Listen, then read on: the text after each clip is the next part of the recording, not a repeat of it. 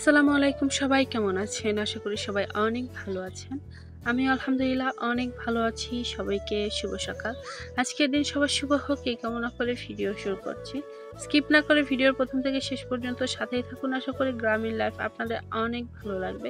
Video দেখার শুরুতে অবশ্যই একটা লাইক দিয়ে দিবেন। একটা লাইক আমার কাছে অনেক মূল্যবান এবং আমার ভিডিওটা যদি আপনাদের একটু ভালো লেগে থাকে অবশ্যই সাবস্ক্রাইব করে আমার পাশে থাকবেন। চলে আসছি প্রতিদিনের মতো উঠোনটা ঝাড়ু দিতে। আজকে কেমন জানি ভয়েস দিতে ইচ্ছা করছিল না। একবার ভাবছিলাম যে ভয়েস দেব না, এমনি ব্যাক মিউজিক দিয়ে ভিডিওটা আপলোড দেব। কিন্তু আবার বললাম যে না, ভিডিওটা একটু ভয়েস না দিলে কেমন দেখা যায়, কেমন জানি একটু খালি খালি লাগবে। যার জন্য মনে হলো যে না, কষ্ট করে ভয়েসটা দেই। শরীরটা তেমন একটা ভালো না, একটু ঠান্ডাও লেগেছে। সকাল থেকেই এমন হাঁচি পাচ্ছিলাম, হাঁচি পারতে পারতে একদম বুকটা ব্যথা হয়ে গেছে। যার জন্য মনে হচ্ছিল যে আজ ভয়েসটা দেব না, কিন্তু তারপরে ভয়েসটা দিলাম। আমার তৃপ্তি হচ্ছিল না যে একটা জিনিসের প্রতি আলাদা একটা তৃপ্তি আছে, সে তৃপ্তি না থাকলে আসলে ভিডিও আপলোড দিয়ে শান্তি পাওয়া যায় না। যার জন্য ভিডিওটা আপলোড দিলাম। অবশ্যই আপনারা কমেন্ট করে জানাবেন আমার ভিডিওটা কেমন হয়েছে। আর আমার সুন্দর সুন্দর আপু ভাইয়ারা এত সুন্দর কমেন্ট করে যে কমেন্ট দেখে হাজার শরীর খারাপ থাকলে আমার মনটা অনেক ভালো হয়ে যায়। আলহামদুলিল্লাহ, সবার দোয়ায় আমি আস্তে আস্তে এগোচ্ছি। একদিন হয়তো সফল হব ইনশাল্লাহ। সফল হতে আসলে অনেক কষ্ট করতে হয়। সফলতা আসলে একদিনে হয় না। কষ্ট করলে অবশ্যই তার সুফল আল্লাহ তাআলা দেন। ধৈর্য শক্তি মানুষের না থাকলে আসলে সফলতা অর্জন করা যায় না। তো আলহামদুলিল্লাহ অনেক অল্পতেই আমি আমি আমি মনে করি যে অনেকের চাইতে অনেক অল্পতেই আলহামদুলিল্লাহ আমি মনিটাইজেশন পেয়ে গেছি। এর আগেও বলছি, আজও বলছি, কেমন জানি বারবার আমার একই কথা বলতে ইচ্ছে করে। মনের ভিতরে একটা শান্তি আছে, শান্তি লাগে যে না, এত কষ্ট করেছি, মনিটাইজেশনটা পেয়ে গেছি। আলহামদুলিল্লাহ একদিন হয়তো আমার চ্যানেলটা আরও বড় হবে। তো মনে মনে চিন্তা করছিলাম আর কাজগুলো করছিলাম। আর মনিটাইজেশন পাওয়ার পরে না আরেকটু ভিডিও করার আগ্রহটা অনেকটা বেড়ে যায়। তাই তো কথা বলতে বলতে আমার অনেকটা কাজ হয়ে গিয়েছে। আমি থালা বাসনগুলো কিছু তেমন একটা বেশি থালা বাসন ছিল না। গত রাত্রিতে আমি, আমার জা এবং আমার ভাসুর আমরা ৩ জন মিলে সেহরিটা খেয়েছি। তেমন একটা থালা বাসন হয়নি। আর পিচ্চিরা তো ওইভাবে রোজাও রাখতে পারে না। আর পিচ্চিদের জন্য আজও একটু আলু ভাজি করতে হবে। আমার ভাতিজা তো বারবার প্রত্যেক দিন ওকে আলু ভাজি দিলে তবে হয়। তোর জন্য একটু করে আলু ভাজি করি। আর বড়রাও দেখলাম যে আলু ভাজিটা অনেক পছন্দ করে, যার জন্য একটু বেশি করেই করে নিই। দেখা যায় আমাদের সন্ধ্যা রাত্রিতে সুন্দর হয়ে যায়। তো আজকে একটু ওদের আলু ভাজি করে দেব। আর গত রাত্রের একটু তরকারি আছে, সেটা দিয়ে আমার হয়ে যাবে।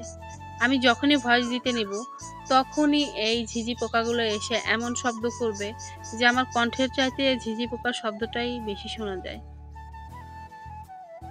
ও আমার কাছেই আছে। আমি যে ঘরে যাব সে ঘরেই আমার পিছু পিছেই শব্দটা চলে যাবে। তো পাশে আমার ঘর থেকে আমি আমার শ্বশুরের ঘরে আসছি, তারপরেও ঝিঁঝি পোকাগুলো আমাকে ছাড়ছে না, আবার এই ঘরেও চলে আসছে। তো মাশাআল্লাহ আজকে আমাদের বাড়ির চারপাশে অনেকটা পরিষ্কার হয়ে যাবে। আমার অলরেডি এক ভাবি এসে ঝাড়ু দিয়েছে, তারপরে আমার মামি শাশুড়ি এসে অনেকটা হেল্প করছে। মাশাআল্লাহ অনেক পরিষ্কার লাগছে। তাই তো কিছু কাটাকুটাও করছি। এদিকে চারিদিকে ঝাড়ু দেওয়া প্রায় হয়ে গেছে। উঠানটা আজ আমি ঝাড়ু দিয়েছি, গতকালকেও ঝাড়ু দিয়েছিলাম। আর যে মামিটা উঠোনটা ঝাড়ু দেয়, সারা বাড়ি এত সুন্দর করে পরিষ্কার করে রাখে। আর এই উঠানটা আমি একটু ঝাড়ু দেই। ছোট্ট উঠান ঝাড়ু দিলে কি হবে? অনেকটা সময় দেখা যায় আমার মামি শাশুড়ি আমাকে ঝাড়ু দেওয়ার ওইভাবে সুযোগই দেয় না। ঘুম থেকে ওঠার আগেই উঠোনটা ঝাড়ু দেয়। যার জন্য একটু সকাল সকাল ঘুম থেকে উঠেই আমি উঠোনটা ঝাড়ু দিয়ে নিই। তাছাড়া তো মামি শাশুড়ি আমাকে ঝাড়ু দিতেই দিবে না। আর কি ভিডিও বানাবো সেটারও অনেকটা টেনশন করি রোজা থেকে। আর এগুলো অনেক সময় করতেও ইচ্ছে করে না, কেমন যেন আলসামিও ধরে গেছে। আবার ভিডিও আপলোড না দিলেও হয় না। আমার অনেক সাবস্ক্রাইবার আপুরা আমার ভিডিওর জন্য অপেক্ষা করে থাকে, অনেক সুন্দর সুন্দর কমেন্ট করে, আমার খুব ভালো লাগে দেখতে। যার জন্য আমার ভিডিও করার আগ্রহটাও সবসময়ের জন্য থাকে। তাই তো আমি একটু আলু ভাজি করে নেব। আর গত রাত্রে তরকারি আছে, ওটা দিয়েই হবে। বিকালের দিকে একটু মুরগি আনতে বলেছিলাম। আমার ভাতিজা আজকে আর মাছ খাইতেই চাচ্ছে না। নিবিড়ের আব্বু মাছ কিনে এনেছিল, অনেক রকমের মাছ কিনে এনেছিল, সেটাই আসলে খাওয়া হলো। আর দেখা যায় যে সকালবেলা একটু একটু যাই রান্না করি, বিকালে যে রান্নার ভিডিওগুলো আর আমার দিতে ইচ্ছে করে না, আর সে এনার্জিটাও থাকে না। তো রমজান মাস শেষ হলে সুন্দর করে ভিডিওটা দেব। এদিকেই তো সবাই খাওয়া দাওয়া শেষ করে ওদেরকে খাওয়া দাওয়া শেষ করলাম। এর মধ্যেই আমার যা পাশের বাড়ি এবং আমার ছোট্ট একটা গাছে মেহেদি কিছু পাতা ছিল, সেটা দিয়ে আর আমার ননদের গাছ থেকে কিছু মেহেদি পাতা এনে বেটে দিচ্ছে। আমার ভাসুর একটু মাথায় মেহেদি দিবে। এদিকে একটু বাটতে না বাটতেই আমার জায়ের হাত এত সুন্দর লাল হয়ে গেছে। আর আমার যা মেহেদি দেওয়াটা খুবই পছন্দ করে। এদিকে মেহেদি বাটাটা দেখে বসে বসে কিছুক্ষণ একটু ঝিমোচ্ছিলাম। ভাবলাম যে না, ভাবিগুলো সবাই একা একা এমনি এমনি অনেক কাজ করছে, আমি যাই একটু হেল্প করি। তো এই লেবু গাছটা অনেক আগেই বুনেছিলাম, এত লেবু ধরেছে। আর গাছের ছায়া পড়াতে একটা লেবু গাছেও যেন লেবু ধরছে না, আর এই গাছটা যেন মরে গেছে, গোড়া থেকেই মরে গেছে। যার জন্য ভাবলাম যে এখানে আসাই যায় না এই কাঁটাগুলোর জন্য, লেবু কাটার জন্য। যার জন্য ভাবলাম যে একটু কেটে দেই, কেটে দিলে দেখা যাবে ঝাড়ু দিতে অনেক সুবিধা হবে। আর এই ভাবিটা, আমি যখন লেবু গাছটা কাটছিলাম, মনে হচ্ছিল যে আমি না, সেই বোধহয় কাটা কাটছিল।